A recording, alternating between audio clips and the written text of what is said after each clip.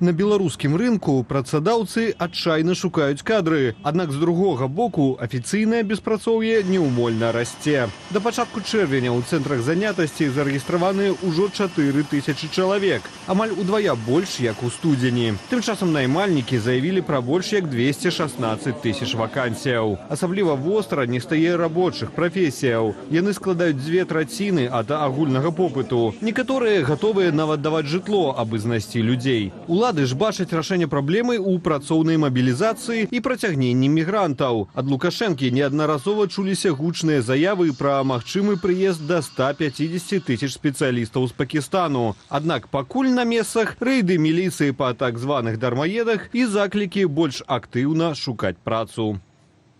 Працягнем абмяркоўваць гэтую тэму з нашым наступным госцем. З намі на відэасувязі эканаміст Алексей Харакевич. Спадар Алексей, дзякуем вам, што далучыліся да нашага эфіру. Добры вечар. Добрый вечер. Бачым, што расце няўмысна, так нават можна сказаць, у нейкім сэнсе гэты рост вакансіяў рабочых і перадусім 2/3 гэта недахоп рабочых вакансіяў, так? На ваш погляд, чаму досыць так хутка назіраецца гэты рост? Ну, дело в том, что в белорусской модели экономики заработная плата рабочих – это в первую очередь затраты для предприятий, а не источник роста внутреннего спроса, то есть увеличение денег в обращении, соответственно, спрос на товары и услуги. Для нашей системы главное, чтобы товары и услуги стоили дешевле, соответственно, желательно, таким образом выгоднее будет продавать эти товары и услуги за рубеж. Поэтому сейчас экономика оказалась в такой очень странной ситуации. Да? То есть мы за последний год в Беларуси достаточно серьезно выросли зарплаты. То есть если мы видим по структуре зарплат, они выросли на 20%. При этом это приводит к росту затрат предприятий. Соответственно, снижается прибыльность и рентабельность, предприятия становятся убыточными. Но денег на руках, в общем-то, становится больше. Это вообще не характерно для белорусской модели. И вот, в общем-то, это сейчас плоды пожинаются. То есть многие предприятия просто не могут потянуть такой рост зарплат, который наблюдался в последний год. И в связи с этим они стали убыточными, у них растут задолженности по кредитам и перед другими предприятиями, и это постепенно начинает накладываться как снежный ком. Чем дальше, больше рост зарплат будет составлять уже очень большую проблему для предприятий. Таксама закраналі мы калійную галіну, вельмі важную для развіцця айчыннай эканомікі, і паказаў спад экспарту гэтай галіна. Тым не менш, Лукашенка некалькі тыдняў таму наведваў Любань, загадаў зрабіць там другі Салігорск і прапанаваў павялічыць здабычу уласна угнаенняў. На вашу думку, з чым гэта звязана, калі статыстыка паказвае спад? Можа быць, знайшлі новыя рынкі збыту, якія гэта могуць быць рынкі збыту? Бо у чым бачыце прычыну? Ну, опять же, намного проще добывать что-то из недр и продавать это на экспорт. Да? И именно калийное удобрение – это одна из немногих, в общем-то, таких позиций, по которой Беларусь реально играет значимую роль на мировом рынке. Соответственно, именно наращивание в эту сторону будет способствовать позиции на рынке, увеличению каких-то таких возможностей с точки зрения такого, монополистом это, конечно, сложно назвать, но крупного игрока. Да? Соответственно, в общем-то, все достаточно логично, на мой взгляд. Это отработанная схема.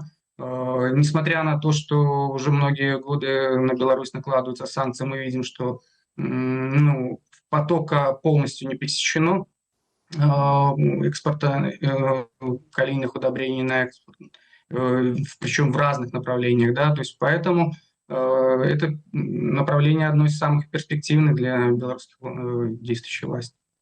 Спадар Алексей, выданне «Флагшток» паведамляе, што работнікаў рэчыцкага метызнага заводу пачалі адпраўляць у кароткія такія неадплатныя адпачынкі на дзень, на два, і што прычына ў прыходзе на расійскі рынок, на які працуе гэты завод, канкурэнтаў з Кітаю.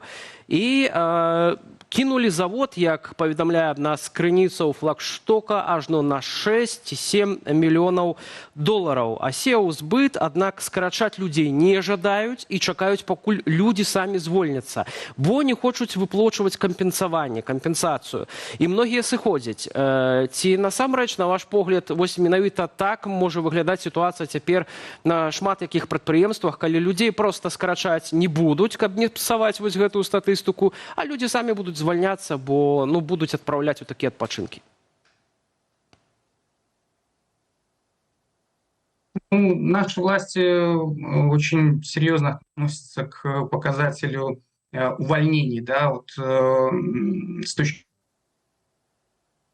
действительно, намного проще показать отсутствие увольнений по, скажем, инициативе работодателя, если можно воспользоваться другими способами, да, окончание контракта, выход на пенсию. И это мы наблюдаем уже не один год. То есть, с одной стороны, у нас вроде как сокращений на предприятиях нету, при этом численность занятых работников у нас неуклонно уже много-много лет сокращается. Это, скажем так, чисто технические манипуляции, они уже, скажем, отработаны, не первый год происходит. Я думаю, что изменения вот этой модели в перспективе ожидать не стоит. И это, в общем-то, вполне распространенная практика, и не именно сейчас, да, а уже, я думаю, после 2020 года. Ну, менавіта пасля 2020 года людзі пачалі з'язджаць за мяжу, нават гэта не толькі было б звязана з палітыкай, колькі нават з эканамічнай такой міграцыяй. І вось што прыдумалі ўлады? Зрабіць так, каб дармаеды, гэтак званыя, пачалі працаваць. Прынамсі, у Менску так хваліўся міністр унутраных справ Кубракоў пасля вось гэтых рэйдаў па дармаедам. Людзей, якія не працуюць, стала больш у чэргах у гэтых біржах працы. Людзі шукаюць як бы магчымасці то зарабіць, ці то каб проста ад іх адчапілася гэтая міліцыя. На ваш погляд, ці гэтыя вось рэйды і пошукі антыдармаедскія, гэтыя законы, яны могуць нейкім чынам палепшыць сітуацыю з кадрамі? Ну, я вернусь к тому, с чего начинал. Да?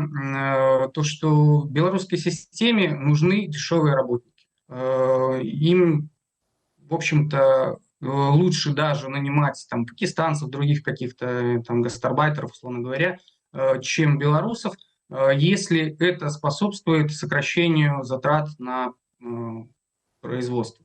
Поэтому белорусы, как мы видим, исходя из количества вакансий, исходя из того, что реальная безработица все-таки есть, они согласны на такие условия труда. Более того, до сих пор сохраняются возможности заработка за рубежом, в том числе на открытой границе с Россией. Соответственно, белорусов очень тяжело заставить работать за такие деньги.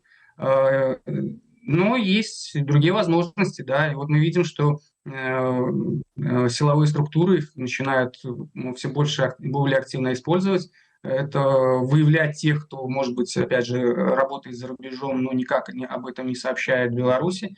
Это те, кто перебывает с какими-то там единовременными заработками, потому что они более выгодны с точки зрения заработка здесь и сейчас. Но, естественно, подключив вот такой силовой режим, можно заставить людей работать за ту зарплату, которую готова платить белорусская система. Спадар Алексей, вось гэтыя 216 тысяч вакансій, гэта афіцыйная статыстыка, а можа быць яшчэ схаваная беспрацоўе? Вось пра якія рэальныя лічбы мы можам гаварыць, ці хаця б мець нейкае ўяўленне, колькі такіх вакансіяў можа быць у рэальнасці?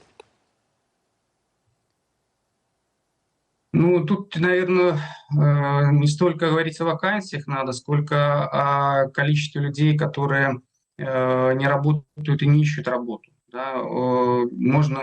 Есть разные методики подсчета безработицы, в том числе и та, которая используют официальные белорусские власти, это только те, которые у нас стоят на службе занятости. Это вообще мизерная сумма, но она, в общем-то, и понятна. Постановка на учет службе занятости финансовых выгод не приносит, только вот чтобы не быть в базе тунеядцев. Второй момент – это по методике международной, методике МРОТ. Да, это те, кто…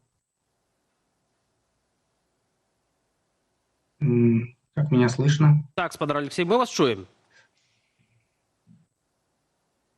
Да, у меня прервалось, прошу прощения. Ну и, соответственно, самый простой способ – это посмотреть количество занятых в экономике и сравнить их с тем, с какое население находится в трудоспособном возрасте. И здесь мы увидим, конечно, значительно более крупные цифры. Это значит, что люди не ищут работу, и они, в общем-то, выпали из системы рынка труда. Да, и вот это именно тот пласт, с которым, я так понимаю, будут работать силовики. То есть выявлять тех людей, которые никак не участвуют в белорусском рынке труда.